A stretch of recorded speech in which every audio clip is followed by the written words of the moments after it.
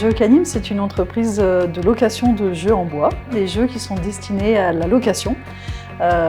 Et je propose également des animations autour de ces grands jeux. L'entreprise se développe surtout dans le Maine-et-Loire et départements limitrophes. J'ai des clients qui sont très variés. Ça peut être des particuliers, des associations, mais également des entreprises, puisque je propose des animations comme des team building, des jeux d'Olympiade, où les collaborateurs peuvent s'affronter sur des grands jeux en bois. Ils sont en équipe. C'est une activité très ludique et simple et qui passe partout.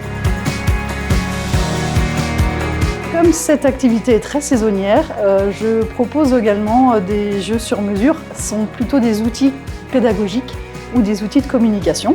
J'ai eu par exemple l'occasion de travailler avec l'association Prévention Naïf pour concevoir un jeu avec eux sur tout ce qui était prévention des risques de baignade. Donc c'est un jeu à destination des enfants qu'ils utilisent lors d'animations de sensibilisation. Le jeu en bois en fait permet grâce au toucher, à la manipulation, à l'observation, permet justement de mieux se remémorer, de mieux se souvenir de tout ce qu'on a pu apprendre durant une animation de sensibilisation par exemple. J'ai parlé de la location, des animations, de la fabrication sur mesure et il y a également des ateliers de fabrication. Du coup j'aime beaucoup partager le travail du bois, le plaisir de faire. Et donc j'organise des ateliers de fabrication pour des adultes ou des enfants. Chacun vient, fabrique son jeu et repart avec.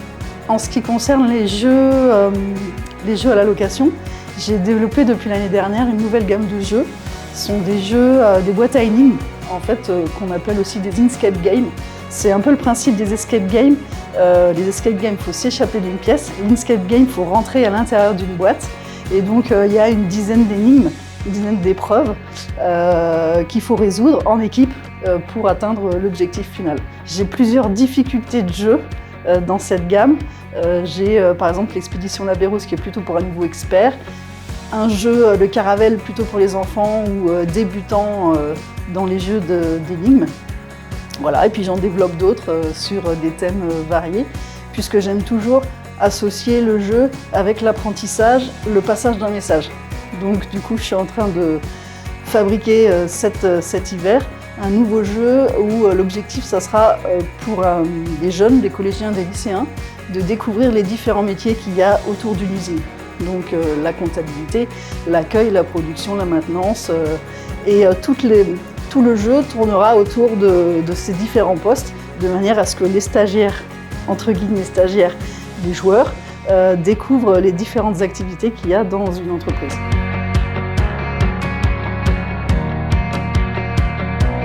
Mes projets sont surtout de continuer à étoffer l'offre, à diversifier ma gamme de jeux de manière à ce que les clients actuels soient toujours preneurs de mes nouveaux jeux et de manière aussi à atteindre d'autres cibles de clientèle.